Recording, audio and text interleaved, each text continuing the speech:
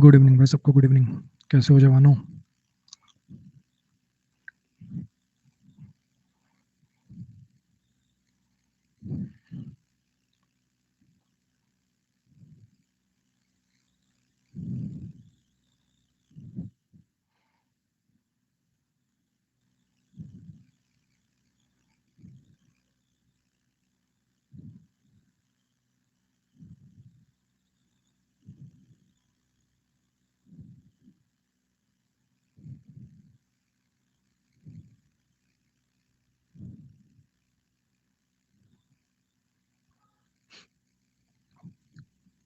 Manish, YouTube पे search करना error pro अमन वशिष्ठ।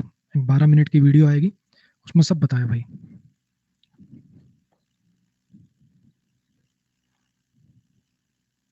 तबीयत कैसी है? पहले से काफी बेटर है। आ जाओ। इन्वर्जन चैप्टर नहीं है प्रैक्टिस बैच में। छोटू सा चैप्टर बच्चों, 20 मिनट का। वो चैप्टर है ही नहीं वो। एडवर्ब चैप्टर में ही उसके सवाल मिल जाएंगे। इन्वर्जन के कुछ सवाल एडवर्ब में मिलेंगे, कुछ एक आध सब्जेक्ट और एग्रीमेंट मिलेंगे। अपने आप में उस चैप्टर का कोई अस्तित्व नहीं है बच्चे। ठीक है, वो इतना छोटू सा टॉपिक है कि उसके बेस पे अलग कुछ है नहीं। मतलब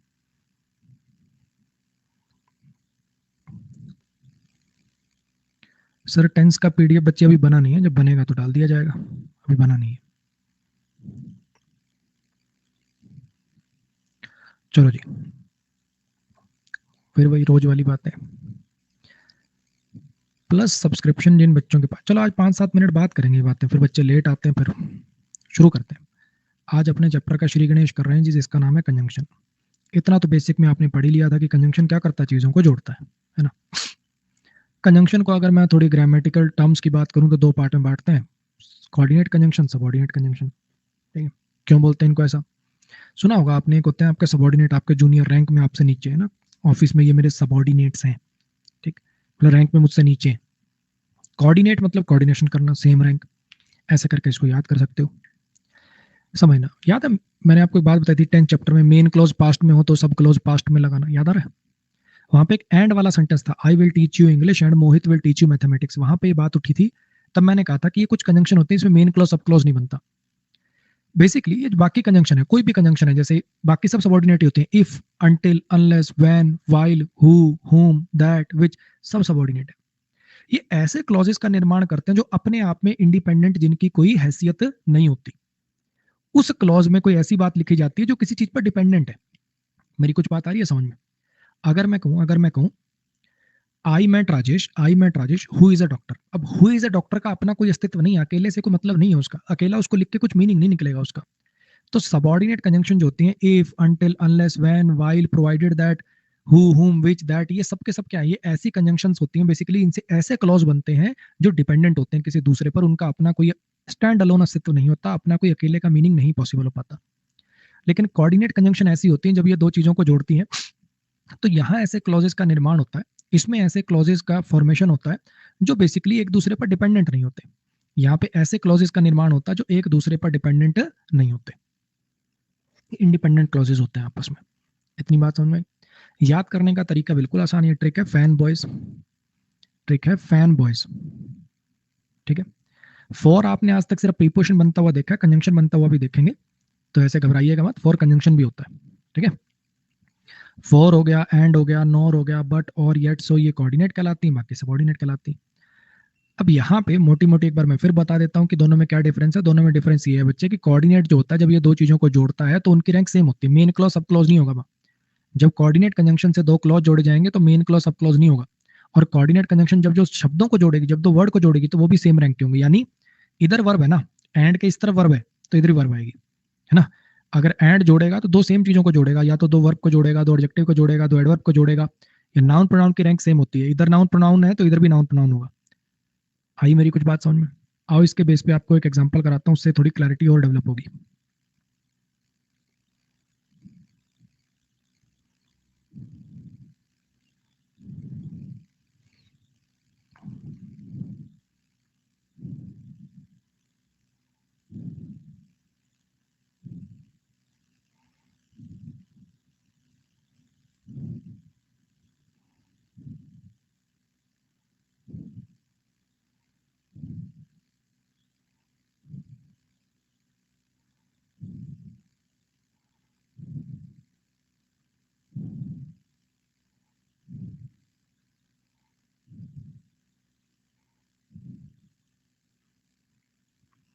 इस सेंटेंस को ब्रेक करोगे तब क्लैरिटी आएगी। इस सेंटेंस को ब्रेक करो थोड़ा। और एक पीछे मैंने आपको एक बात पढ़ाई थी, वो जिन बच्चों को याद होगी वही इसको कर पाएंगे। करो कोशिश एक अपने आप, फिर मैं कराता हूँ। एक कोशिश आप करिए, फिर मैं कराता हूँ।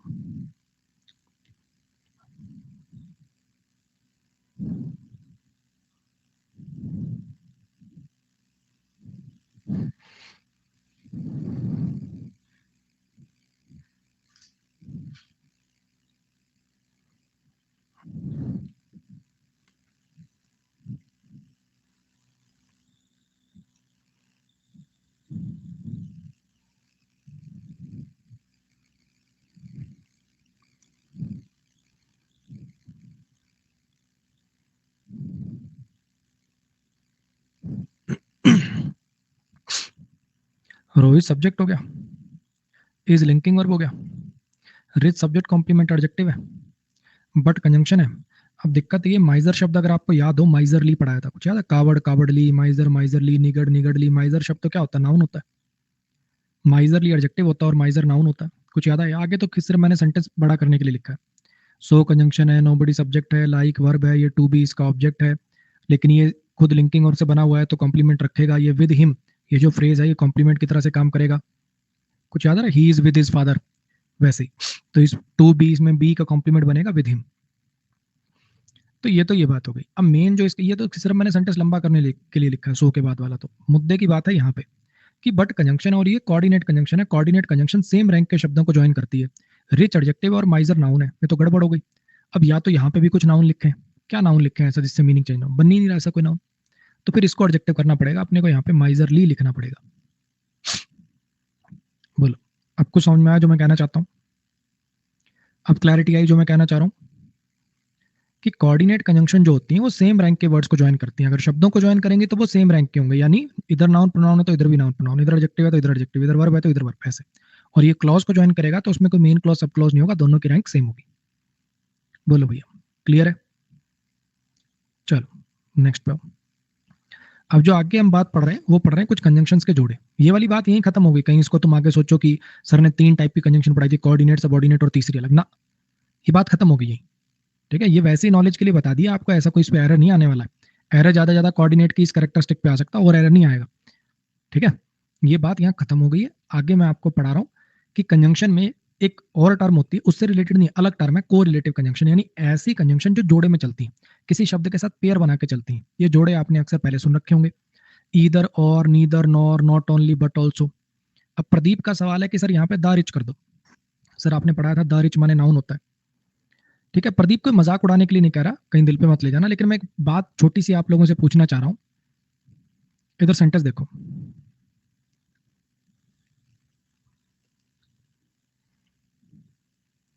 रोहित सब्जेक्ट है, इज लिंकिंग वर्ब है, सब्जेक्ट कॉम्प्लीमेंट का काम एक नाउन कर सकता है। सब्जेक्ट कॉम्प्लीमेंट का काम एक नाउन कर सकता है, ये नाउन है। तो क्या ये सेंटेंस सही हो गया? बोलो, ये सेंटेंस सही है क्या? क्यों सही नहीं है ये? सही क्यों नहीं है? क्योंकि सर ग्रामर सही करने से मतलब थोड़ी, उस सेंटेंस का कोई मीनिंग भी तो निकलना चाहिए, थोड़ा मीनिंग का सिर पैर भी तो देख लेना चाहिए हमें। नहीं, रोहित टेबल थोड़ी हो सकता है। ऐसी एक रोहित द रिच माने तो अमीर लोग होता है, वो कोई सिंगुलर के लिए तो आता नहीं, वो तो पूरे अमीर, सारी दुनिया के अमीर लोगों के लिए आएगा। तो एक रोहित पूरी दुनिया के अमीर आदमी कैसे हो सकता है?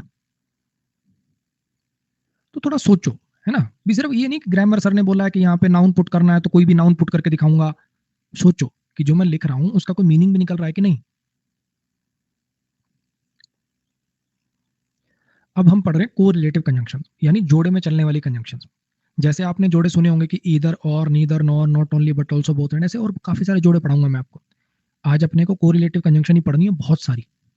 को रिलेटिव कंजंक्शन जो होती हैं, ये वैसे तो याद करने की है, लेकिन कोशिश करूंगा कि इसमें भी आपको लॉजिक दे दूं कि इसका इसके साथ ही जोड़ा क्यों बना, इसका इसके साथ ही जोड़ा क्यों बना। ट्राई करूंगा जितनी मैक्सिमम के लॉजिक आपको दे पाऊं। लेकिन ये 4 अलग है, और भी बहुत सारी पढ़ाऊंगा। ये 4 अलग पढ़ाई जाती है और इसमें लिखा होता है कि ये सेम रैंक के वर्ड को ज्वाइन करती है, यानी एक नाउन प्रोनाउन को दूसरे नाउन प्रोनाउन के साथ, एक वर्ब को दूसरी वर्ब के साथ, एक एडजेक्टिव को दूसरी एडजेक्टिव के साथ, एक एडवर्ब को एडवर्ब के साथ। ऐसा क्यों? थोड़ा सोचना, थोड़ा सोचना, ऐसा क्यों?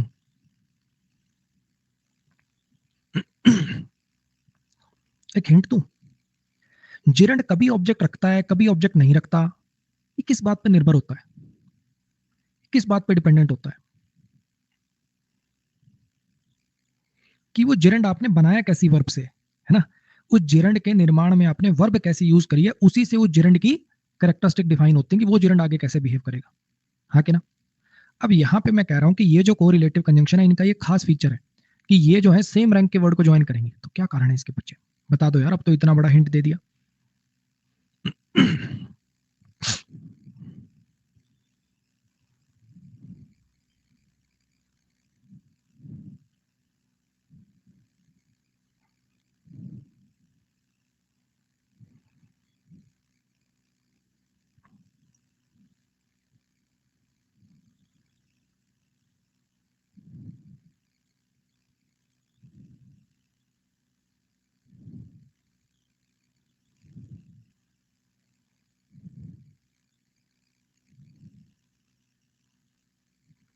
अरे बोलो।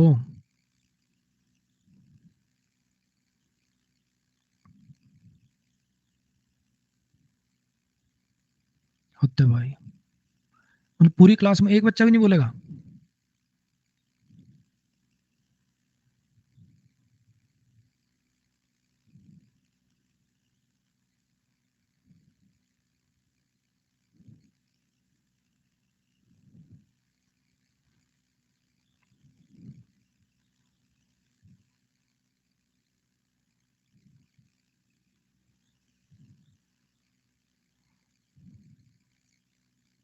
बहुत बढ़िया विजेंद्र, बहुत बढ़िया। कोई तो है इस क्लास में जो भांग पी के क्लास नहीं देख रहा।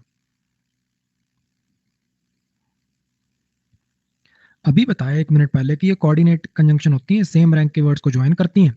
और ये जो जोड़े तैयार किए गए हैं इनमें जो कंजंक्शन यूज करी गई है वो कैसी कंजंक्शन यूज कर ली हमने, कोऑर्डिनेट वाली यूज कर ली। तो जैसे एक जिरण कैसी वर्ब से बना है उसी से उसके आगे कैरेक्टरिस्टिक्स कैसे होते हैं उनका डिफाइन, मतलब वो निर्धारित होंगे। सेम वैसे ही ये जो जोड़ा हमने तैयार किया इसके हमने इंग्रेडिएंट क्या यूज किए, इसके इंग्रेडिएंट के तौर पर हमने क्या यूज कर लिया, हमने कोऑर्डिनेट कंजंक्शन को यूज कर लिया, हाँ कि ना। इसके इंग्रेडिएंट के तौर पर हमने कोऑर्डिनेट कंजंक्शन को यूज कर लिया, तो वही फीचर इसके अंदर आ गए। अब ये जोड़ा तैयार करने के लिए हमने कोऑर्डिनेट कंजंक्शन यूज करी तो इसके भी वही फीचर हो गए कि सेम रैंक को ज्वाइन करेंगे ये। आओ इस पर एग्जांपल मतलब एरर कैसे आते हैं वो बताने समझाने की कोशिश करता हूँ। ये 3 सेंटेंसेस है, एक बार आप ट्राई करिए फिर मैं कराता हूँ। सोचो थोड़ा सा कि अच्छा इधर के बाद ये आ रहा है तो और के बाद भी यही आएगा, अच्छा नहीं इधर के बाद ये आ रहा है, तो एक ट्राई आप करो फिर मैं कराता हूँ।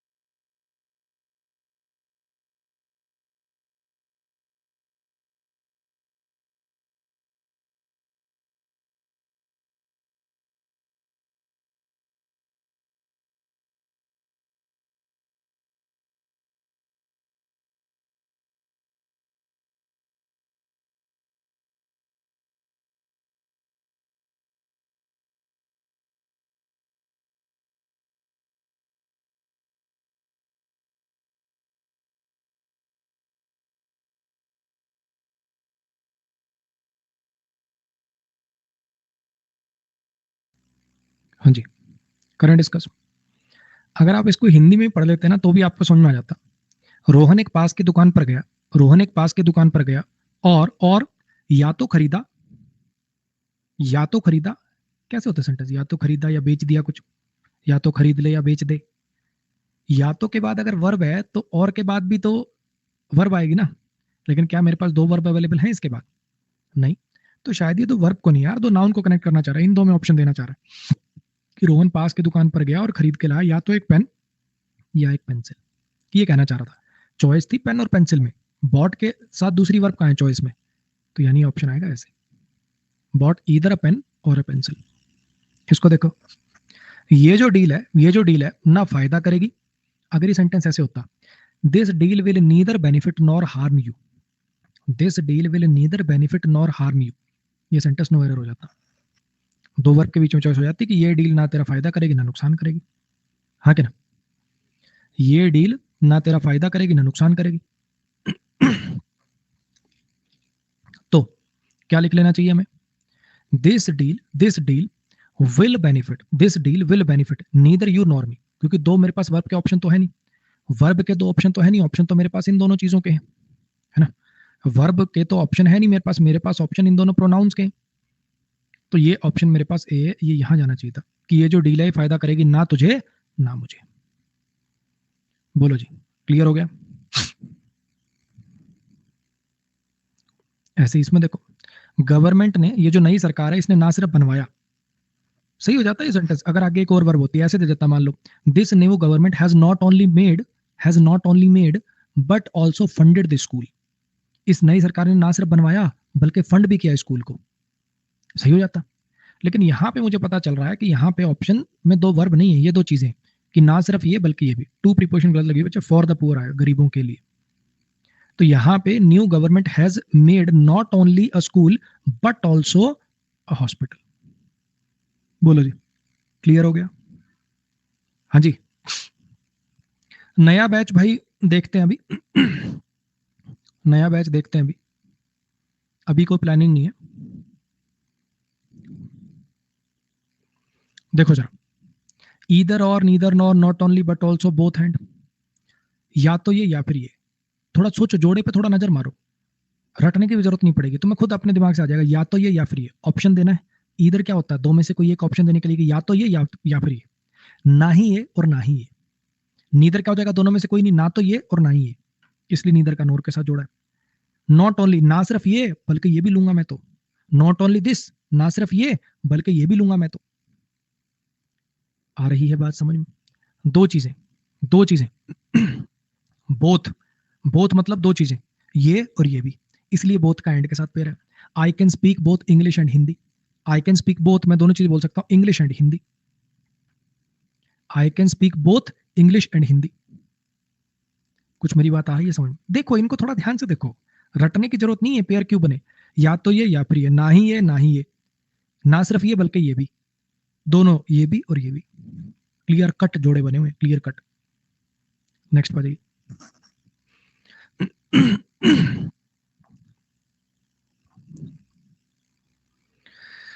हाँ जी, वो हिंदी भी बोल सकता है और इंग्लिश भी, बहुत से पता चल गया, दो चीजें हैं, दोनों का जोड़ा बनाना है तो बोथ के साथ एंड का पेयर बनेगा। मुझे नहीं पता रजत घर पे है कि कहीं और, अदरवाइज का तो मतलब होता है वरना, ये कर दियो अदरवाइज मैं तुझे नौकरी से निकाल दूंगा, है ना।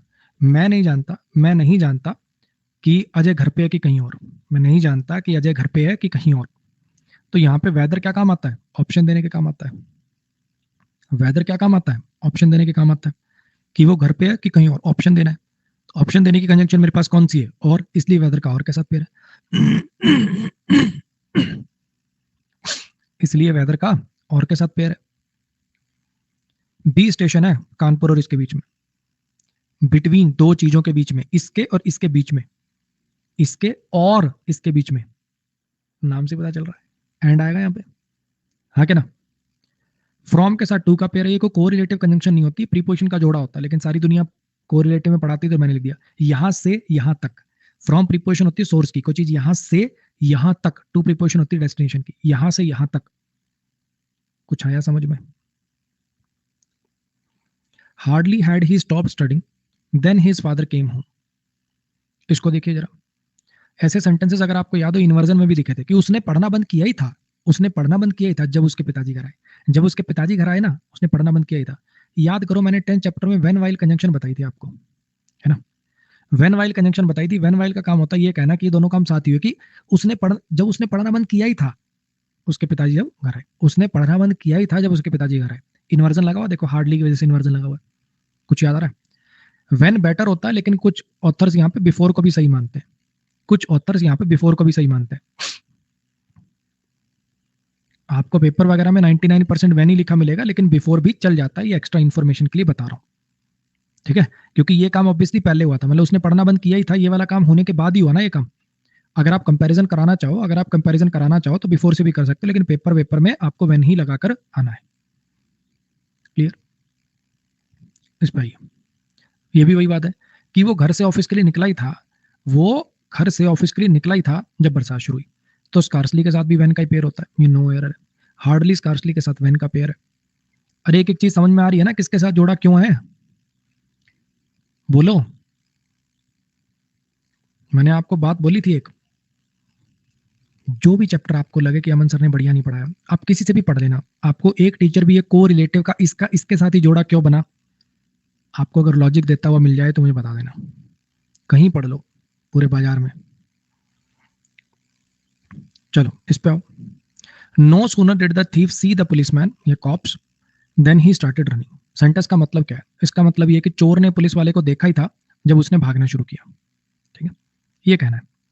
अब जरा समझना यहाँ पे जो मैं कहना चाह रहा हूँ।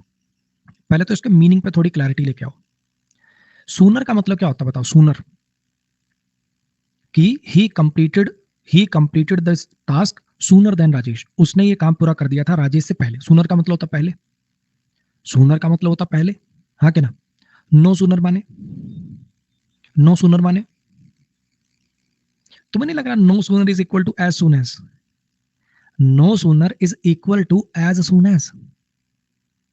अगर मैं ऐसे कह दूं as soon as the thief saw the policeman he started running, क्या बात सेम नहीं निकलेगी कि जैसे ही चोर ने पुलिस वाले को देखा उसने भागना शुरू कर दिया? ये बस बात लिखने का तरीका, ये तो वही बात हो गई, ये तो वही बात हो गई कि मान लो कि मुझे कहना है कि हमारा जो फ्लैट है ना वो तुम्हारे फ्लैट के जितना ही बड़ा है, और मैं क्या कह रहा हूं, हमारा फ्लैट आपके वाले से बड़ा नहीं है जी। कुछ समझ आ रही है बात? कि बजाय कि ये कहने के कि जैसे ये हुआ ऐसे हो गया, तुमने कहा कि जल्दी नहीं हुआ, उससे जल्दी नहीं हुआ, कहने वाला जैसे ही वो हुआ तभी हो गया। तो बात कहने की है बस, कायदे से तो मुझे लगता नहीं ऐसे सेंटेंसेस होने चाहिए थे। मेरी नजर में ये सेंटेंस मैं ऐसे मानता हूँ कि फालतूगिरी कर रखी है। एज सुन ऐसे बना लेता अगर तुझे भाव देने थे, लेकिन फिर भी चलो बने हुए स्ट्रक्चर तो हैं जो है। अब जो बात मुद्दे की है, इसके साथ पेयर है टी एच ए एन वाले दैन का। बच्चा ना अक्सर हिंदी करता है कि चोर ने पुलिस वाले को देखा तब उसने भागना शुरू कर दिया, वो तब वाला दैन टी एच एन वाला तब वाला दैन लगाएगा। लेकिन पता क्या है, वो टाइम का कंपैरिजन तो सूनर की वजह से हो चुका, वो तो नो सूनर ने कर दिया। ये टी एच एन वाला दैन वो है taller than, wiser than, braver than. Comparative degree के साथ कौन सा दैन आता है? कंपैरेटिव डिग्री के साथ कौन सा दैन आता है? वहां तो ये वाला दैन आता है ना भाई। बोलो, समझ में आया क्या? ये वो चीज है। हाँ जी। अब यहाँ पे एक एक्स्ट्रा इन्फॉर्मेशन और ले लीजिए।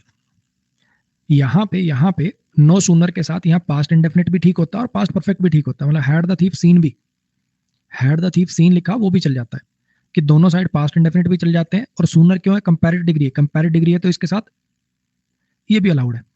अब आज से पहले ये 2000 शायद इसी वाले पेपर में 2022 या 21 वाले में किसी में हरकत करी एसएससी ने, वरना हमेशा क्या करता था, मान लो एक बार ऐसा हुआ कि दोनों ऑप्शन में दे दिए, डिड द थीफ सी इसमें भी इन्वर्जन है, हैड द थीफ सीन ये भी इन्वर्जन है, दोनों ऑप्शन में देता था तो इसको प्रेफर कराता था। लेकिन इस बार पता नहीं भैया इसको क्या सूदी, इसने डिड को प्रेफर करा लिया। तो बच्चे इसमें प्रेफर प्रूफर देखो, दो नजरिए हैं देखने के। एक नजरिया तो ये कहता है कि नो सुनर का मतलब क्या है कि दोनों काम साथ ही हो रहे हैं। जब साथ ही हो रहे हैं तो पास्ट परफेक्ट किस बात का, क्यों लगा रहे हो पास्ट परफेक्ट? अगर इस लॉजिक से सोचूं, इस लॉजिक से सोचूं तो फिर आना चाहिए डिड वाला, प्रेफर होना चाहिए डिड वाला। लेकिन अगर ऐसे सोचूं कि सूनर कंपैरेटिव डिग्री तो लगी ना, नो सूनर भले ही आपने लिख दिया, लेकिन सूनर के कंपैरेटिव डिग्री होने की वजह से देन आया ना। ऐसा तो है नहीं कि नो लगने की वजह से इसका कंपैरिजन वाला फीचर ही खत्म हो गया। अगर वो खत्म हो गया होता तो फिर देन कैसे आया होता? उस लॉजिक से सोचूं तो यहाँ पे पास्ट परफेक्ट सही है, कि भले ही आपने लिख दिया इसके साथ पास्ट परफेक्ट लगा दिया, लेकिन नो लिखने से वो नलीफाई हो जाएगा। दोनों तर्क जो है वो दिए जा सकते हैं। अब आगे एसएससी क्या करेगा भाई मैं गारंटी ले नहीं सकता, लेकिन अभी तक एसएससी एक बार पिछली बार को छोड़ के हमेशा ये दोनों अगर ऑप्शन में आते थे तो इसको प्रेफर करता था। मैं यही दुआ करूंगा कि तुम्हारे साथ कभी ऐसा ना हो कि दोनों ऑप्शन में आए, फिर भी अगर आ जाए तो भाई मैं कुछ कह नहीं सकता, हेड वाले को प्रेफर करके चले आना, बाद में चैलेंज वैलेंज कर लेना क्वेश्चन को, और क्या करें। ठीक है, कुल मिला के कंजंक्शन चैप्टर की बात बस इसमें इतनी थी कि नो सोनर के साथ पेयर है टी एच ए एन वाले दैन का। क्यों? क्योंकि कंपेरेटिव डिग्री है। नेक्स्ट पर आ जाइए। ऐसा लग रहा है बोलना थोड़ा ज्यादा ही पड़ रहा है यार। 5 मिनट चुप रह लूं मैं बीच में, अगर आपको कोई आपत्ति ना हो तो। जिसको वॉशरूम वगैरह जाना है, कोई पानी वानी पीना है, एक ब्रेक और भी दूंगा। थोड़ा गले में आज दर्द है तो 5 मिनट के लिए चुप हो रहा हूँ, ठीक है?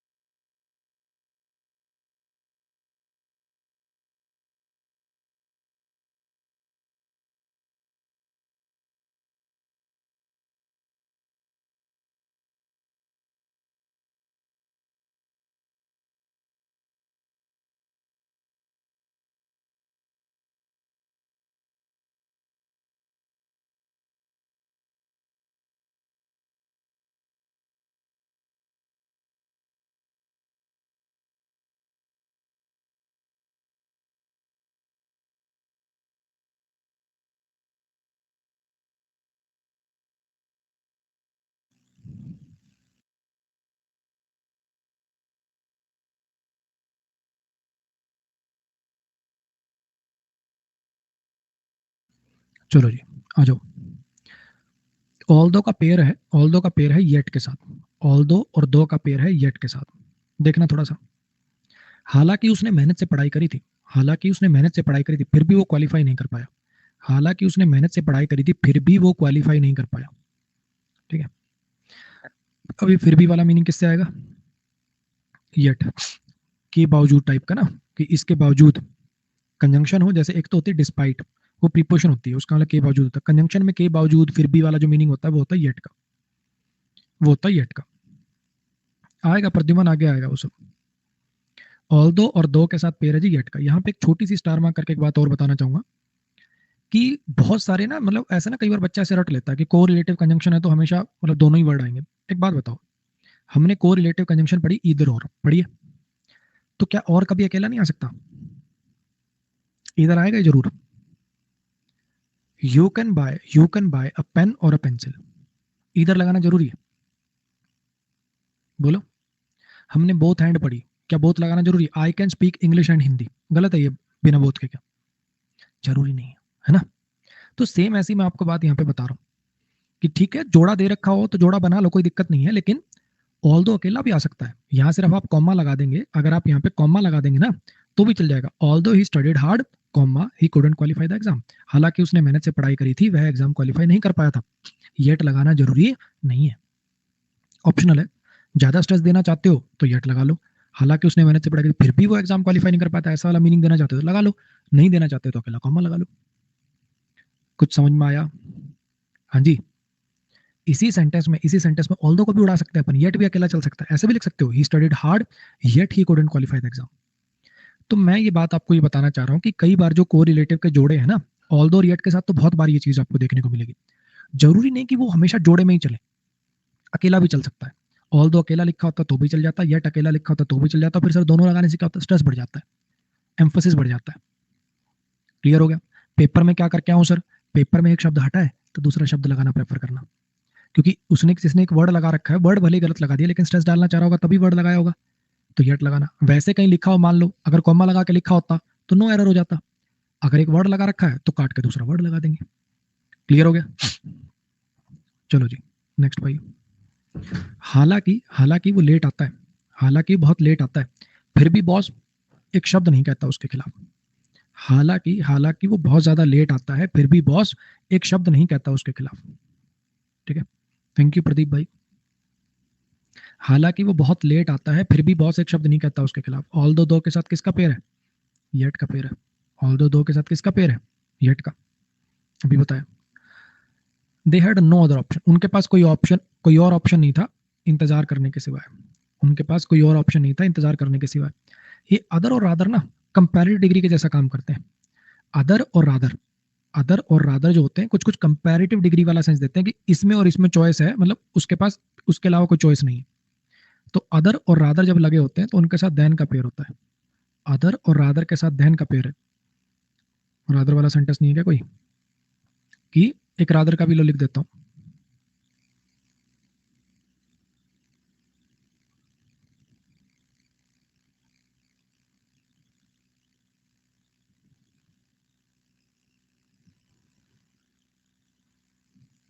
I would die rather beg, इसका मतलब है कि मैं मरना पसंद करूंगा, मैं मर जाऊंगा भीख मांगने की बजाय। आई वुड राय, देन भी तो लगाना है ना यार, स्ट्रक्चर कुछ और तरीके से बनाना पड़ेगा।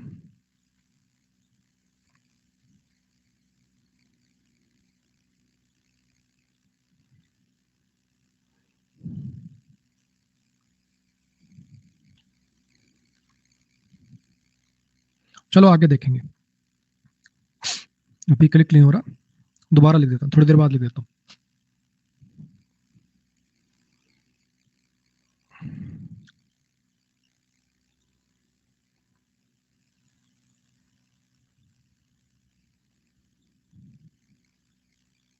ऐसे कर लो, I would rather die than beg, मैं मरना पसंद करूंगा भीख मांगने की बजाय। तो वुड रादर के साथ आपको देन का यूज करना है। I would rather die than beg, ऐसे लिख लो।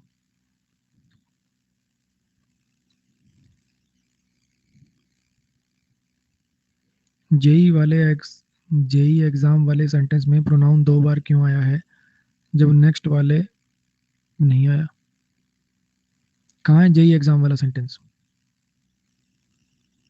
कौन सा यार जेई एग्जाम वाला सेंटेंस?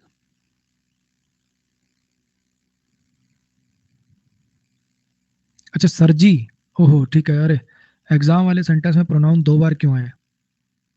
एग्जाम वाले सेंटेंस में 2 बार क्यों आया है और अगले में कौन से में नहीं आया? और किस में नहीं आया, किस में कह रहे हो? और किस में नहीं आया?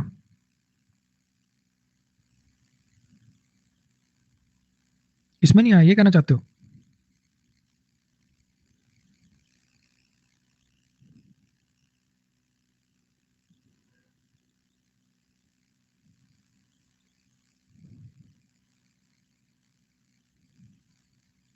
एग्जाम वाला ये है, इसके नेक्स्ट वाला ये है। क्लियर कर यार नीरज, इतना टाइम नहीं है भाई, जल्दी लिख। हालांकि वो लेट आता है, बॉस उसे कुछ नहीं कहता। यहाँ पे सब्जेक्ट दिया तो हुआ है बॉस, इसमें सब्जेक्ट ये है। क्या समस्या आई?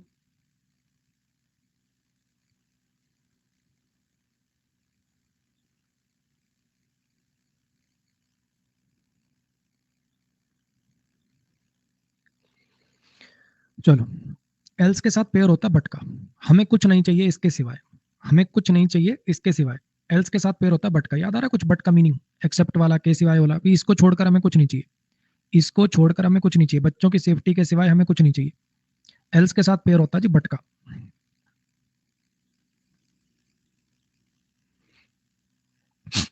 लेस्ट वाला आ गया।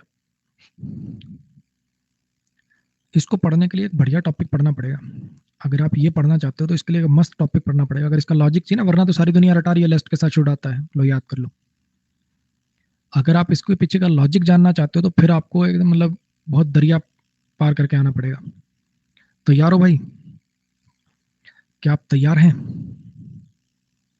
चलो कंजंक्शन चैप्टर से दूर कहीं घूम कर आते हैं।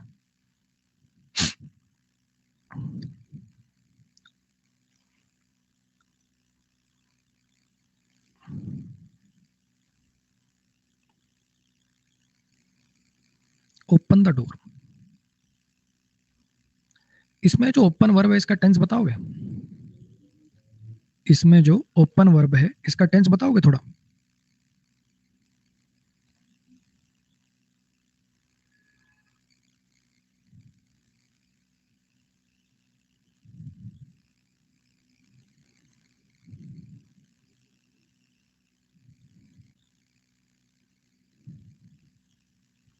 सोचो सोचो, थोड़ा सोचो। इतना आसान होता तो मैं पूछता नहीं, इतना आसान होता तो मैं पूछता नहीं।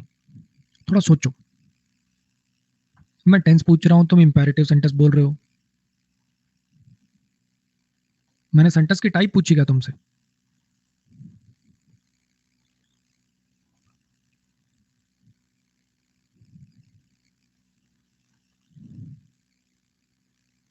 दिखने में तो प्रेजेंट डेफिनेट लग रहा है, लेकिन प्रेजेंट डेफिनेट तो हैबिचुअल एक्शन के लिए आता है ना? यहाँ कौन सा हैबिचुअल एक्शन? दरवाजा खोल दो, ये कौन सा हैबिचुअल एक्शन है भाई? है कोई फैक्ट, प्रोवर्ब, हैबिचुअल एक्शन, उन सब के लिए आता है प्रेजेंट डेफिनेट तो। अब ये थोड़ा फ्यूचर जैसा भी लग रहा है, दरवाजा खोल दो, दरवाजा फ्यूचर में खुलेगा, लेकिन कोई व्हीलचेयर वगैरह कुछ नहीं दिख रहा। कुछ तो गड़बड़ है सर, कुछ तो गड़बड़ है, मतलब कुछ नया है इसमें जो सोच नहीं पा रहे। तो जरा ध्यान से समझना। बहुत सारी चीजें तो होती हैं जो हम मीनिंग टेंस से दे देते हैं, है ना? मैं खाना खा रहा हूं, मैं खाना खा चुका हूं, इस टाइप के बहुत सारे मीनिंग होते हैं जो अक्सर अपन टेंस से दे लेते हैं, लेकिन कुछ ऐसे मीनिंग भी होते हैं सेंटेंसेस के जो टेंस से नहीं दे सकते हम। जैसे ये वाला, कोई ऐसा टेंस नहीं है जो ये मीनिंग दे दे खिड़की खोल दो, दरवाजा खोल दो। किसी टेंस में ऐसा मीनिंग नहीं है। ऐसी जैसे आपको कंडीशन चैप्टर में पढ़ाऊंगा, अगर मैं शेर होता ये कर देता, अगर मैं शेर होता, किसी टेंस के बस का नहीं है। कोई टेंस नहीं है जिसमें इमेजिनेशन करी जा सके। इमेजिनेशन के लिए कोई टेंस है ही नहीं, उसके लिए फिर कुछ अलग बनाना पड़ता है। कुछ मेरी बात आ रही है समझ में? तो बहुत सारे ऐसे मीनिंग होते हैं, बहुत सारे ऐसे मीनिंग होते हैं जिनके अंदर टेंस से काम नहीं होता, टेंस रोल प्ले नहीं कर पाता। हमें कुछ अलग चाहिए होता है, हमें कुछ एक्स्ट्रा चाहिए होता है। तो यहां पे जो लगा हुआ है इसको बोलते हैं इंपेरेटिव मूड। इसको बोलते हैं इंपेरेटिव मूड। इसका कोई टेंस नहीं है। ये जो ऑर्डर एडवाइस रिक्वेस्ट वाले सेंटेंसेस होते हैं हमेशा देखो वर्ब की बेस फॉर्म आती है, इसमें V1 V2 V3 नहीं आता क्योंकि इंपेरेटिव मूड वर्ब की बेस फॉर्म से बनता है। कुछ मेरी बात समझ में आई? फिर से सुनिए जो मैंने बोला। मैं ये कहना चाहता हूँ, एक तो है टेंस, टेंस से मीनिंग दे सकते हो आप, है ना। एक तो होता है टेंस, टेंस से आप मीनिंग बना सकते हो, लेकिन कुछ ऐसे मीनिंग होते हैं जो 12 के 12 टेंस के रीच के बाहर हैं। कुछ ऐसे कई बार हमें मीनिंग देने पड़ जाते हैं जो टेंस के बस के नहीं है, तो फिर उसके लिए मूड्स की शुरुआत होती है। ये इंपेरेटिव मूड है। ये क्या काम करता है? ऑर्डर एडवाइस रिक्वेस्ट करने के लिए यूज किया जाता है। ऑर्डर एडवाइस रिक्वेस्ट करने के लिए, सामने वाले से ऑर्डर एडवाइस रिक्वेस्ट करने के लिए यूज किया जाता है। क्लियर हुई इतनी बात? हाँ कि ना?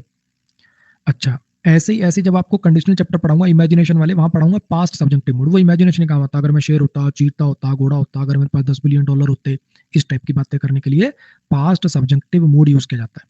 ठीक। आज का जो हमारा टॉपिक है जो मैं आपको पढ़ा रहा हूँ उसका नाम है प्रेजेंट सब्जेक्टिव मूड।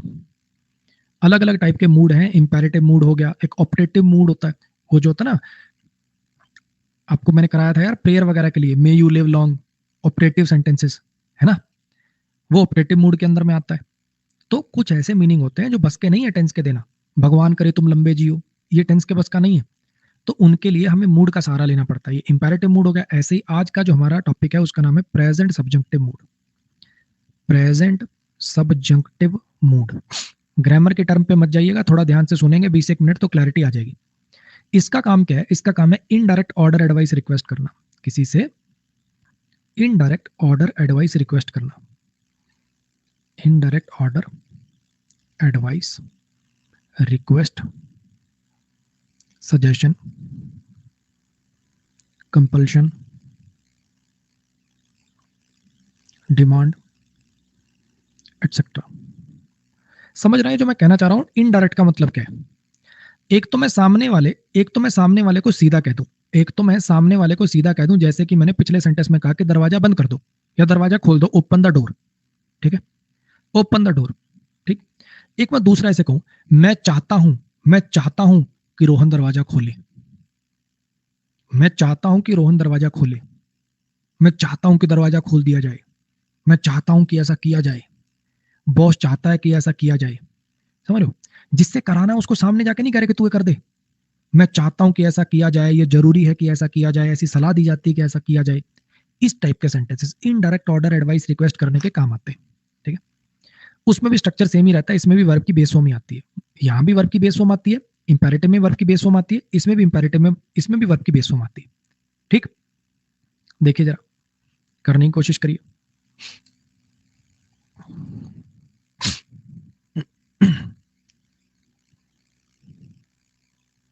सेंटेंसेस देखिए, अगर मैं लिखूं the boss wants that this नहीं, the boss wants that Ria complete या completes this project। बॉस चाहता है कि रिया इस प्रोजेक्ट को कंप्लीट करे। ठीक है, पहले एग्जांपल में आपको जो मैं बोलूंगा वो बड़ा अजीब लगेगा, लेकिन धीरे धीरे आप समझ जाओगे क्या कहना चाह रहा हूं। धीरे धीरे आपको अंडरस्टैंडिंग आने लगेगी कि मैं कहना क्या चाहता हूं। अब इस सेंटेंस में है, या तो बॉस सीधा रिया को जाके कह देता एक काम करो, कंप्लीट दिस प्रोजेक्ट, इस काम को पूरा करो। हाँ कि ना? फिर किसी बच्चे को कोई डाउट ना होता, सबको पता चल जाता सर ऑर्डर दिया जा रहा है, वर्क की बेसों में लगेगी, कंप्लीट दिस प्रोजेक्ट। लेकिन यहाँ पे जो सेंटेंस है, जैसे ही मैं कहूंगा ना रिया के साथ कंप्लीट आएगा, कंप्लीट यहाँ गलत है, ऐसे आंख ऐसे हो जाएगी, हैं रिया सिंगुलर है सर, वर्ब प्लूरल लगा दिया आपने, ऐसे ही वाली सिंगुलर होती है। अरे सिंगुलर प्लूरल का यहाँ चक्कर ही नहीं है, वर्ब की बेस फॉर्म लगाई है मैंने, समझो। इसका टेंस वेंस है ही नहीं भाई, इसका कोई टेंस नहीं है, इसका कोई सिंगुलर प्लूरल फॉर्म नहीं है, ये वर्ब की बेस फॉर्म है जो इंपेरेटिव मूड में आई है, सॉरी प्रेजेंट सब्जेक्टिव मूड में आई है। समझो क्या है, ध्यान से सुनना मेरी बात। बॉस चाहता है कि रिया इस प्रोजेक्ट को पूरा करे। अगर तुम कंप्लीट्स लगा दोगे तो वो प्रेजेंट डेफिनेट हो गया। प्रेजेंट डेफिनेट आता है हैबिचुअल एक्शन के लिए, यानी मीनिंग निकलेगा कि रिया प्रोजेक्ट कंप्लीट करती है, और अगर करती है तो फिर बॉस क्यों चाहेगा? बॉस चाहता है कि रिया ये प्रोजेक्ट कंप्लीट करे, इसका मतलब या तो रिया करना ही नहीं, या कोई और कर रहा है, ये सेंटेंस कब बोला जाएगा? ये सेंटेंस तभी बोला जाएगा ना कि बॉस चाहता है कि रिया इस कंप्लीट प्रोजेक्ट कंप्लीट करे। मान लो राहुल को मिला हुआ था, बॉस चाहता है कि रिया करे ताकि बार बार कैबिन में बुलाऊं, बात करूं, कॉफी पे ले जाऊं, हाँ कि ना? या रिया ढीठ है, कर नहीं रही है, बॉस चाहता है कि वो इसका प्रोजेक्ट को करे। ये सेंटेंस केवल एक ही सर्कमस्टांसेस में लिखा जा सकता है जब ये काम हो नहीं रहा, मतलब या रिया नहीं कर रही, कोई और कर रहा है, या रिया खुद ही नहीं कर रही, ढीठ है, हाँ कि ना? तो अगर कंप्लीट लिख दोगे तो अर्थ का अनर्थ नहीं हो गया। बॉस चाहता है कि रिया प्रोजेक्ट पूरा करती है। अगर रिया प्रोजेक्ट पूरा करती है तो फिर बॉस चाहता क्या है? बिना मतलब बैठा बैठा रिया प्रोजेक्ट कंप्लीट करती है, टाइम से अपना वर्क रिया ही कर रही है और करती भी है, हैबिचुअल एक्शन पे बॉस चाहता है कि करे। वाह! जो काम हो रहा होगा उसकी चाहत कौन करता है? मेरी जेब में 100 रुपए है तो मैं ये चाहत करूंगा कि काश जेब में 100 रुपए हो। तो भैया यहाँ पे मुझे मीनिंग ऐसा देना था कि बहुत चाहता है कि ऐसा हो, ऐसा किया जाए। तो ये आता है प्रेजेंट सब्जेक्टिव मूड के अंदर, इसलिए आएगा यहाँ पे कंप्लीट। अब दिक्कत क्या है, ये वाली बात जो है ना, अगर कोई बढ़िया पढ़ाने समझाने वाला हो जैसे कि मैं, फिर तो बच्चे के समझ में आ सकती है। नहीं तो जो नेटिव जिनकी लैंग्वेज इंग्लिश नहीं होती, इंडिया के, पाकिस्तान के, बांग्लादेश के, अलग जगह के बच्चों को अगर ये बात समझाने की कोशिश करोगे तो उनका तो दिमाग खराब होगा ना, रिया के साथ वर्ब प्लूरल कैसे आ रही है। तो फिर क्या किया ग्रामेरियंस ने, एक सस्ता इलाज बता दिया इसका। सस्ता इलाज क्या है? बच्चों को ना शुड कंप्लीट पढ़ा दिया करो। मॉडल के बाद वर्ब की बेस फॉर्म आती है, बच्चा चू नहीं करेगा। और देखो मीनिंग भी कुछ कुछ ठीक से निकल आया कि बॉस ये चाहता है कि रिया रिया कोई प्रोजेक्ट कंप्लीट करना चाहिए। मीनिंग भी ठीक सा निकल आया, ग्रामर की दिक्कत भी खत्म हो गई। बच्चों को ये पढ़ा दिया करो। लेकिन भैया जो असली मीनिंग है, जो बेस्ट मीनिंग है, जो कंसाइज है, वो कंप्लीट है। ठीक, फंडा मुझे लगता है एक सेंटेंस से क्लियर हो गया होगा। अब सेंटेंस दनादन दनादन काफी सारे आएंगे तुम्हें, जब तुम्हारी छाती से ऐसे हो जाएगा ना, सर बहुत करा दिया सर बस। ग्रामेटिकली ये भी ठीक है, ये भी ठीक है, ठीक है, ग्रामेटिकली दोनों ठीक है इसके अंदर। पेपर में आपको दोनों में कभी चॉइस दिखेगी नहीं, लेकिन आपको मैंने बता दिया कि असली यही है, असली कंप्लीट वाला ये। शुड सिर्फ लीपा पोथी और कुछ नहीं, शुड वाला केवल लीपा पोथी करी गई और कुछ नहीं। और एग्जाम्पल देखिए,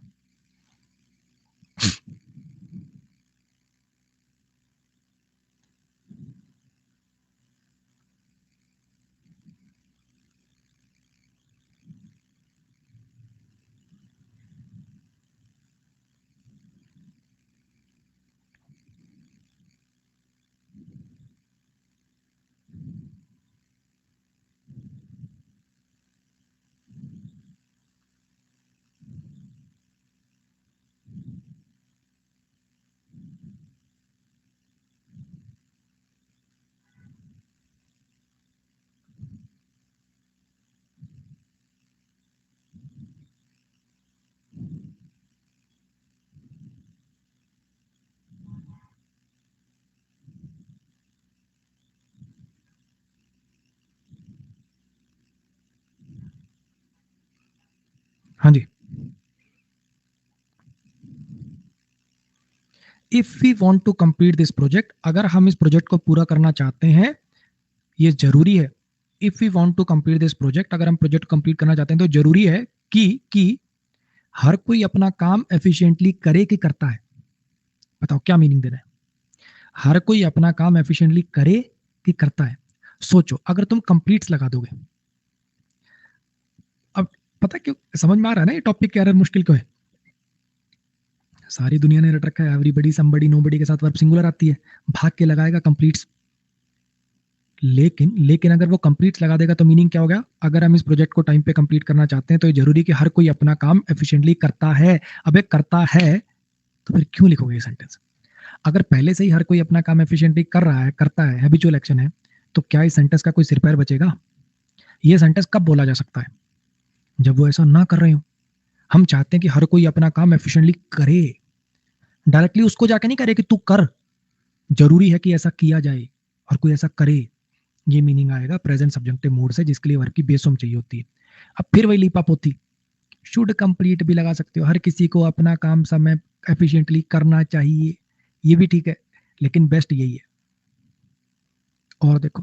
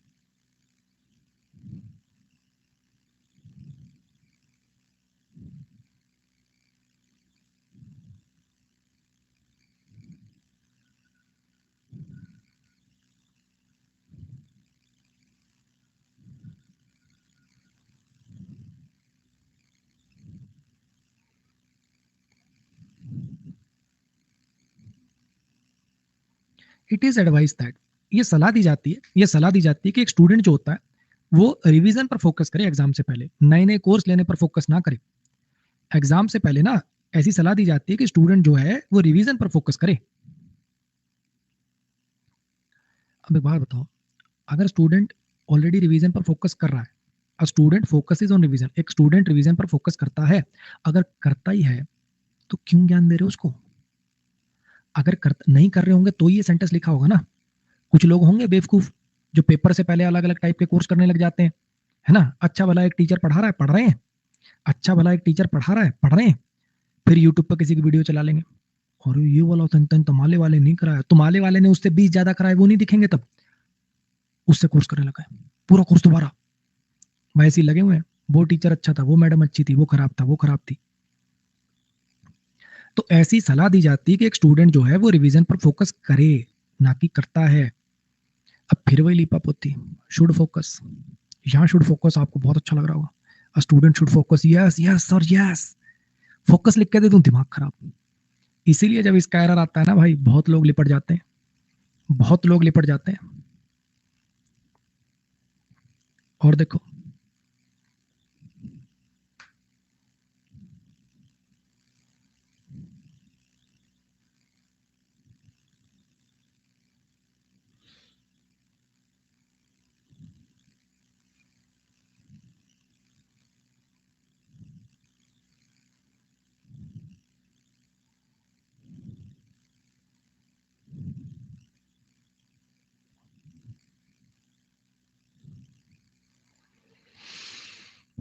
पैसिव है, ध्यान रखना, ये पैसिव है दोनों। सोचो,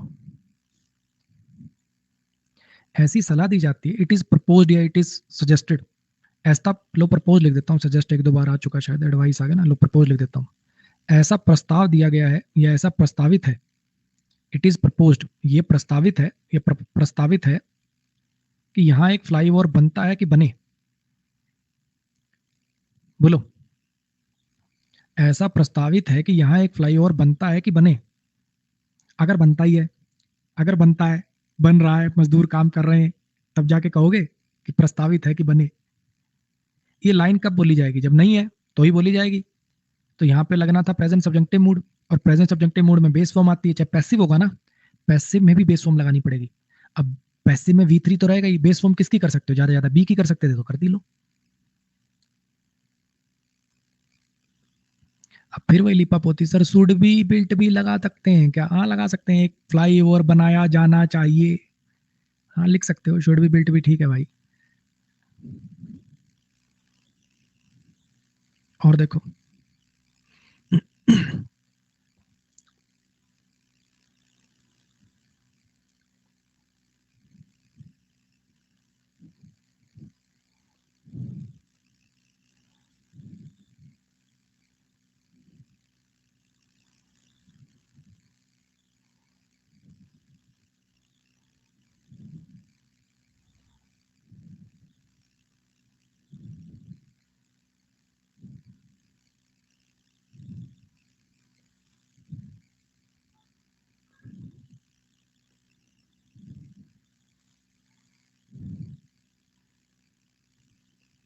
हाँ जी,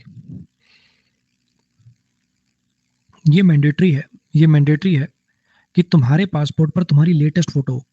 पता चले जब तुम 3 साल के थे, तुम्हारे मम्मी डैडी ने तुम्हारा पासपोर्ट बनवाया था, है, और वही पासपोर्ट लेके तुम आज 42 साल के हो रहे हो और वहां जा रहे हो, पासपोर्ट।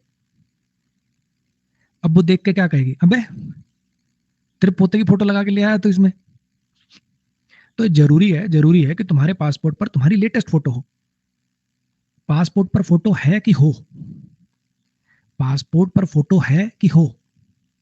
अगर है तो फिर ये लाइन क्यों बोलोगे?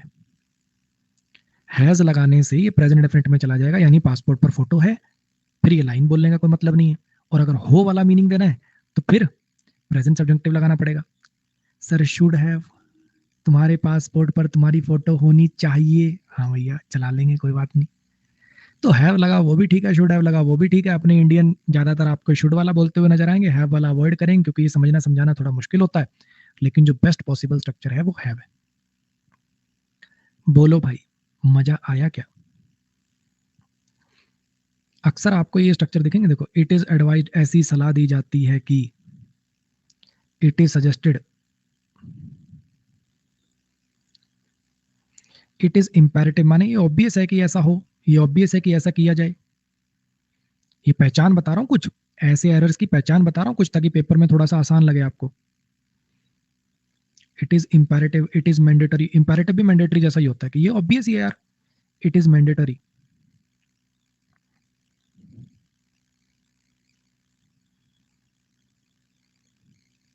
It is obvious. इस टाइप के सेंटेंसेस देखेंगे, या फिर ऐसा लिखा लेगा, या फिर ऐसा लिखा होगा, the boss demanded that, wanted that, wished that, कि वो बहुत जरूरी नहीं है कि बॉस ही आए, कहने का मतलब वो चाहता है ऐसा हो, वो इच्छा करता है ऐसा हो, रिक्वायर्ड दैट, ऑर्डर दैट। बोलो, कुछ समझ में आया? ऑर्डर के साथ तो जनरली नहीं बनाते हैं वैसे, ऑर्डर में तो ऑर्डर रिया टू कंप्लीट वाले सेंटेंस आपको ज्यादा दिखेंगे। वो चाहता है कि ऐसा हो, उसने डिमांड किया ऐसा हो, उसने इच्छा करी ऐसा हो। बोलो जी, आई कुछ क्लैरिटी? प्रेजेंट सब्जेक्टिव मूड क्या होता है, क्या मीनिंग देते हैं, कहाँ लगाया जाता है? चलो, अब इसका जो मैं आंसर आपको बता रहा हूँ, सेंटेंस का मतलब है वो तेज भागा, वो तेज भागा, कहीं ऐसा ना हो, कहीं ऐसा ना हो कि बस मिस हो जाए। वो तेज भागा, लेस्ट का मतलब होता है मे इट नॉट हैपन, कहीं ऐसा ना हो। लेस्ट का मतलब होता है मे इट नॉट हैपन, कहीं ऐसा ना हो, कहीं ऐसा ना हो कि बस मिस हो जाए, ऐसा किया जाए, ये हो जाए। ये वाले मीनिंग के लिए आपको सीधा यहाँ पे मिस लिखना चाहिए था, ही मिस था बस। मिसेज मत कर देना वरना हैबिचुअल एक्शन हो जाएगा, वो बस मिस करता है ये नहीं कहना। वो तेज भागा, कहीं ऐसा ना हो कि बस मिस हो जाए, ये बेस्ट है। लेकिन आपको जितने इंडियन ऑथर्स हैं सब जगह यहाँ पे शुड मिस लिखा मिलेगा। एसएससी में शुड मिस ही प्रेफर करना है आपको। ग्रामेटिकली ये बेटर है, लेकिन एसएससी में आपको शुड मिस ही प्रेफर करना है। लेस्ट के साथ शुड का पेयर होता है, ऐसे पढ़ा रखा होता है। मिस लिख दो तो सही होता है, लेकिन एसएससी में शुड मिस। कोई भी कॉम्पिटेटिव एग्जाम, इंडियन कोई भी कॉम्पिटेटिव एग्जाम में शुड मिस। क्लियर हो गया? चलो फिर से 3-4 मिनट का ब्रेक ले लेते हैं, थोड़ा गले को रेस्ट आ जाएगा, फिर आगे कंटिन्यू करते हैं। ठीक है? गुरुजी, वर्ड पावर मेड इजी करने से वो कैब कितने परसेंट कंप्लीट हो जाएगी? वो कैब कंप्लीट हो जाएगी भैया तेरी 20%। टोटल 5-6 हजार वर्ड के आसपास करनी चाहिए, तो उसमें 1000 के करीब वर्ड है, तो टोटल तेरी 20% वो कैब कंप्लीट हो जाएगी, जितनी तेरे को पेपर के पॉइंट ऑफ व्यू से चाहिए। मेनली उससे कवर होंगे तेरे वन वर्ड, मेनली उससे तेरे कवर होंगे वन वर्ड सब्स्टिट्यूशन, ना उससे ईडीएम कवर होंगे, एंटोनिम सिनोनिम कुछ कवर हो सकते हैं, कुछ मेनली वन वर्ड के लिए है वो।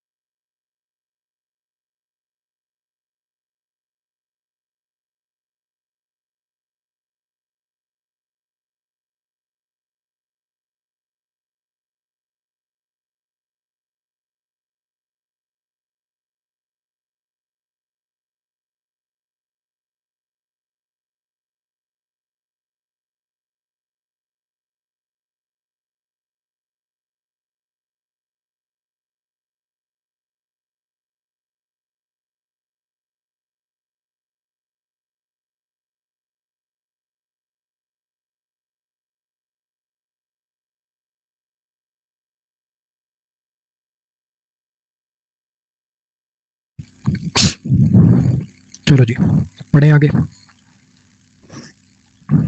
सिमिली याद है? सिमिली, एक सिमिली थी एज वाली। You are as smart as your brother, she is as beautiful as her sister, he is as rich as Rohan.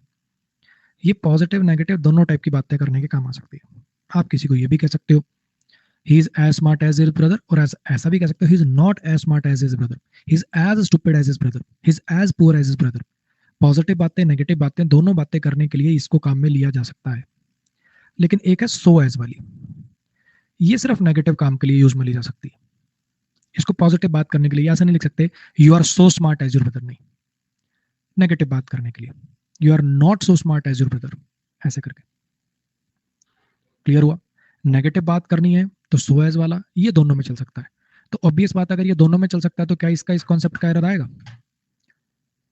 अगर ये दोनों में चल सकता है तो क्या इसका इस कॉन्सेप्ट का एरर आएगा? नहीं, क्योंकि पॉजिटिव बात लिखी हो तो भी ठीक है, नेगेटिव बात लिखी हो तो भी ठीक है। तो इस कॉन्सेप्ट का एज का और एरर पढ़ा रखे मैंने आपको, ये वाले कॉन्सेप्ट का तो सो एज का ही बन पाएगा, हाँ कि ना? तो इसमें लिखा हुआ you are so smart as your brother, positive बात लिख रखी है तो सो एज तो बन नहीं पाएगा, क्या लगाना पड़ेगा? एज लिखना पड़ेगा। तुम उतने ही स्मार्ट हो जितना तुम्हारा भाई है, इसलिए परेशान मत हो और स्पीच दे दो। क्लियर हुआ? ये एक बहुत अच्छा कॉन्सेप्ट है। आइए किताबों में इसको सिंपली ऐसे बोल रखा होता है, ये एडजेक्टिव चैप्टर में एरर मिलेगा आपको प्लेन टू पैरामाउंट के अंदर।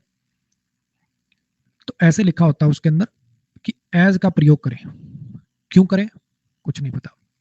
एक आधा अगर कोई पढ़ाएगा भी तो वो बोलेगा कि देखो बेटा सिमिली जो होती है ना, दोनों साइड पे एज आता है उसमें, सिमिली में दोनों साइड पे एज आता है। तो एक ही एज लगा के कैसे छोड़ दिया? तो यहाँ पे एज लिखो। लेकिन फिर मेरे कुछ सवाल है, और एक नहीं फिर बहुत सारे सवाल है मेरे। अगर आप कह रहे हो कि ये सिमिली फॉर्म होगी तो एक कंजंक्शन तो ये हो गई, एक कंजंक्शन इफ हो गई, एक कंजंक्शन देन हो गई, तो इसका मतलब तीन कंजंक्शन है। और तीन कंजंक्शन तो क्लॉज कितने होंगे? दो क्लॉज के लिए एक कंजंक्शन, तीन क्लॉज के लिए दो कंजंक्शन, चार क्लॉज के लिए तीन कंजंक्शन। तो चार क्लॉज होने चाहिए। दिख रही है कहीं चार वर्ब? चार वर्ब दिख रही है क्या कहीं? बोलो, चार वर्ब कहीं नजर आ रही हैं क्या?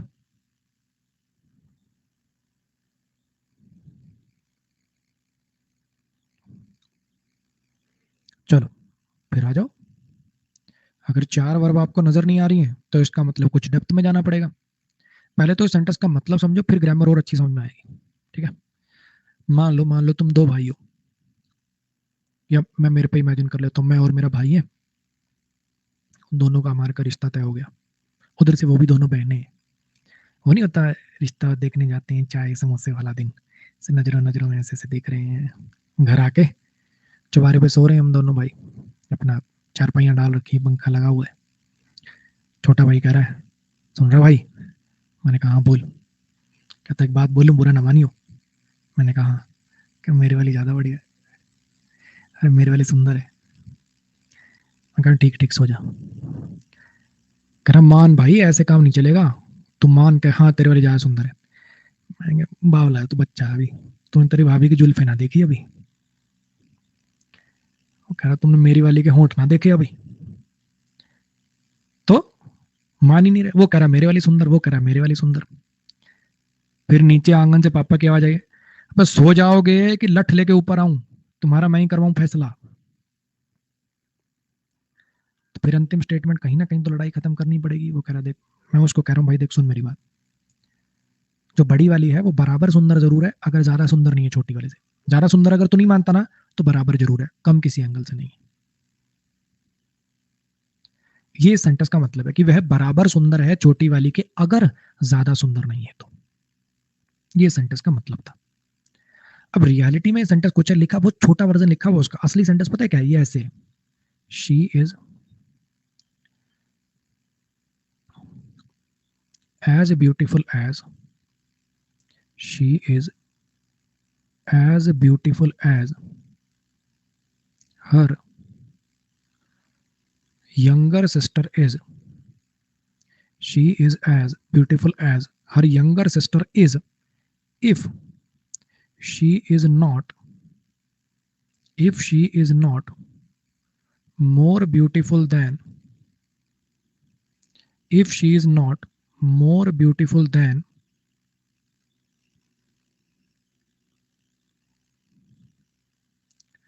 her younger sister is.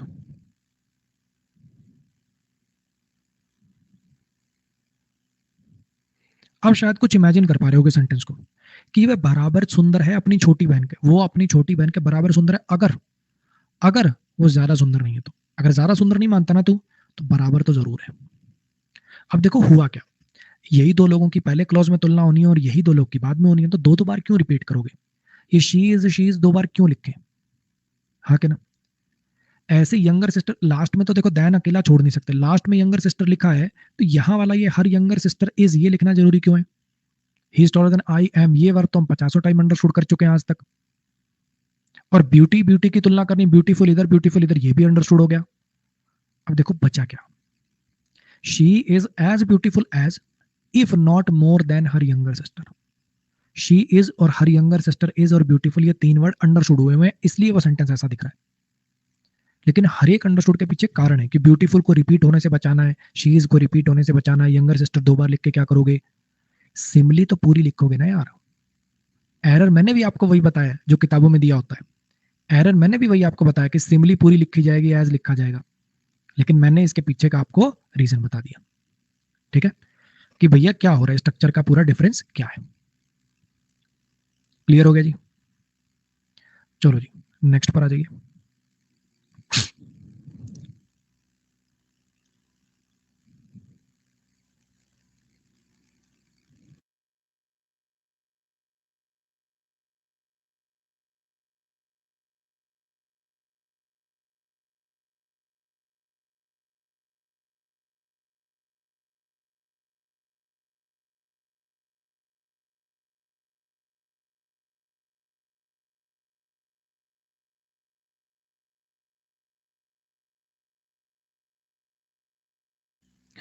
क्या दिक्कत आ रही है भाई, क्या टेक्निकल दिक्कत आ रही है?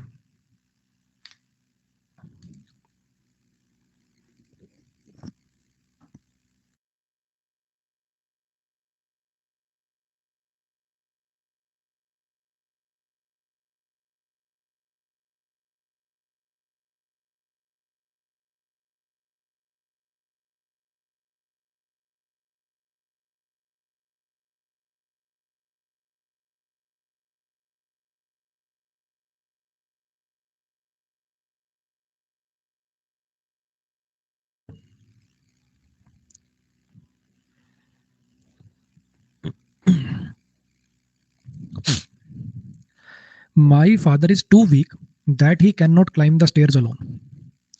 My grandfather is too weak that he cannot climb the stairs alone. सो के साथ पेयर होता है दैट का, और ये जो टी डबल ओ टू है इसके साथ पेयर होता है इन्फिनेटिव का। ठीक है, सो के साथ पेयर होता है दैट का और टी डबल ओ टू के साथ पेयर होता है इन्फिनेटिव का। समझिए जरा, माई ग्रैंडफादर इज सो वीक, मेरे ग्रैंडफादर जो है वो इतने वीक हैं, that he can not climb the stairs alone, या तो ऐसे लिख लो। ठीक है, नहीं तो आपको मैंने वेरी और टू का जब डिफरेंस पढ़ाया था तब मैंने आपको बोला था कि टू के अंदर नेगेटिव अपने आप अंडरस्टूड होता है, लिखने की जरूरत नहीं होती। जब आप लिखते हो he is too poor to buy this car, तो इसका मतलब ये होता है कि वो इतना गरीब है वो गाड़ी नहीं खरीद सकता। तो इस टू के साथ पेयर होता है इन्फिनेटिव का। दोनों तरीके से आप लिख सकते हो, ऐसा भी लिख सकते हो my grandfather is too weak to climb the stairs, उसमें नॉट लिखने की जरूरत नहीं, इन्फिनेटिव लगा दोगे। My grandfather is too weak to climb the stairs alone, या my grandfather is so weak that he can not climb the stairs alone. समझ आया? तो अब यहां पे मैं क्या करूं, अब देखने वाली बात है कि आगे क्या होगा। अब देखने वाली बात है कि आगे क्या होगा। अगर यहाँ पे मैं इन्फिनेटिव लगाऊं तो यहाँ पे टू आता है, अगर मैं यहाँ पे मतलब क्लॉज बनाऊं तो सो आता है। अब एक ऑप्शन तो ये कि यह पूरा हटाऊं, लेकिन जनरली क्या होगा ना, आपको ऐसे स्लैश नजर आएंगे ना, पेपर में क्या होगा जनरली आपको ऐसे स्लैश नजर आ रहे होंगे। वैसे तो हम प्रेफर करते हैं लेफ्ट को बेस मान के राइट में करेक्शन करना, लेकिन सोचो थोड़ा, जनरली बीच में कहीं स्लैश वगैरह आएगा तो इसमें दो पार्ट में तो एरर कर नहीं पाओगे, तो इस वाले टाइप के एरर में आपको 99% यही इसी साइड पे करेक्शन करना पड़ रहा होगा। आगे कर भी सकते हो ना, तो भी इतने बड़े क्लॉज को उठापटक करने की बजाय ऐसा छोटा सा करेक्शन प्रेफर करेंगे अपन। मैं फिर बता रहा हूं, जनरली हम लेफ्ट को बेस मानकर राइट में करेक्शन करते हैं, बात ठीक है, लेकिन इतनी बड़ी करेक्शन करने की बजाय अगर छोटू सी करेक्शन करने से ए पार्ट में सही हो जाएगा, यानी इधर ही सही हो जाएगा, तो उसको प्रेफर कर रहे हैं। क्लियर हो गया? ऐसे इसमें देख लो, अगर ऐसे आ जाए तो अब पूरा my grandfather is to climb को काट के क्या लिखना पड़ेगा, that he can not climb, ऐसे पूरा लिखने की बजाय क्यों ना ये कर दूं। क्लियर हो गया? चलो जी, नेक्स्ट पे आइए। एक ये जोड़े हैं, सच के साथ एज और सच के साथ दैट। सच के साथ एज कब आएगा और सच के साथ दैट कब आएगा?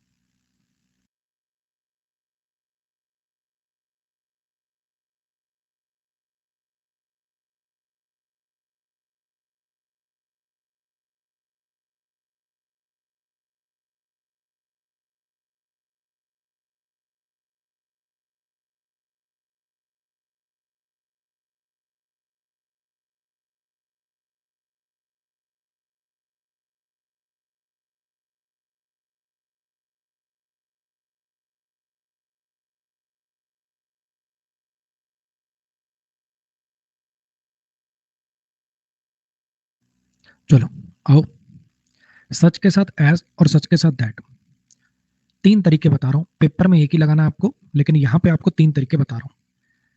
सबसे देसी जुगाड़ जो पेपर में लगाना है वो है हिंदी मीनिंग।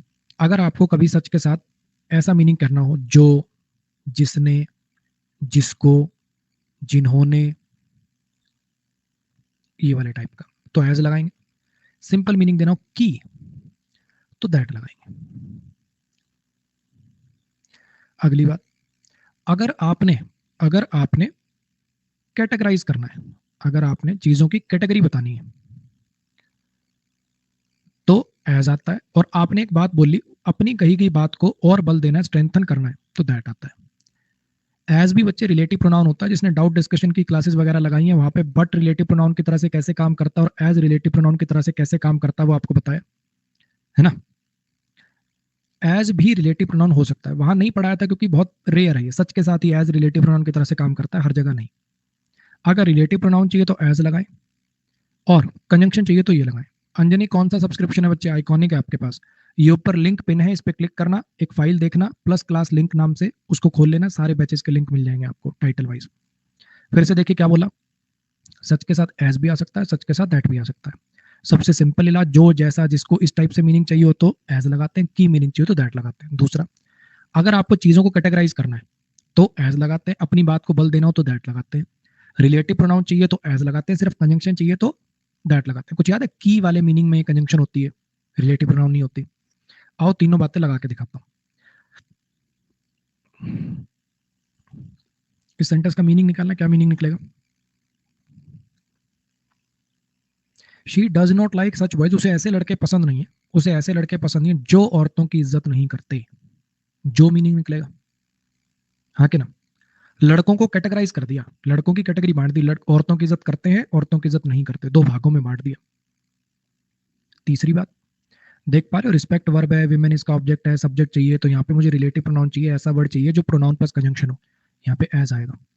अब आप समझ रहे होगे कि को रिलेटिव का अगर एरर आया, को रिलेटिव कंजंक्शन पे अगर सवाल आया, तो सबसे ज्यादा प्रोबेबिलिटी इसके आने की। क्यों? क्योंकि ये सबसे अजीब है।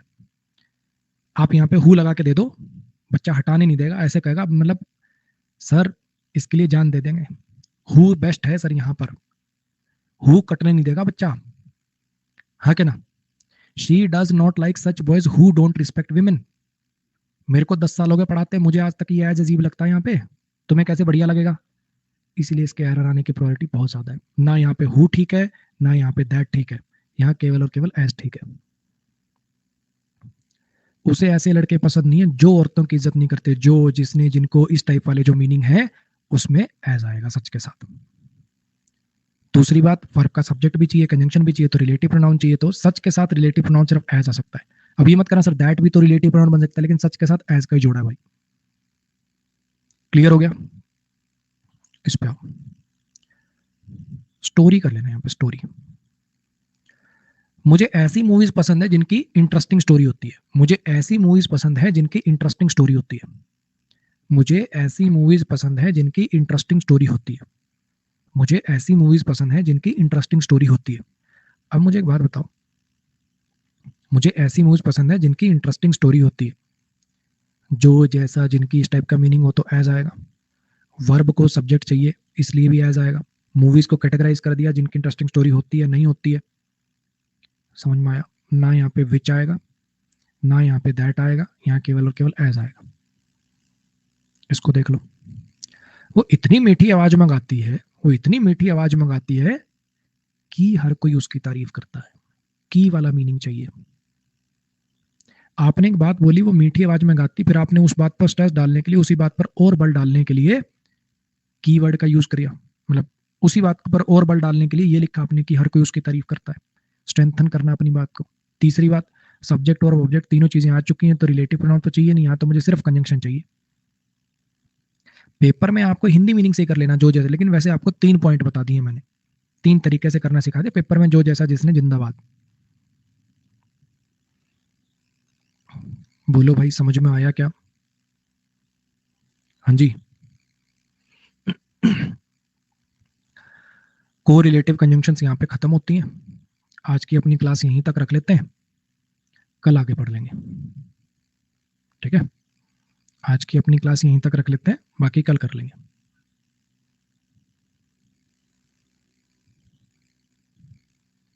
चलो, आज के लिए शुभ रात्रि, कल मिलते हैं, सेम टाइम सेम जगह।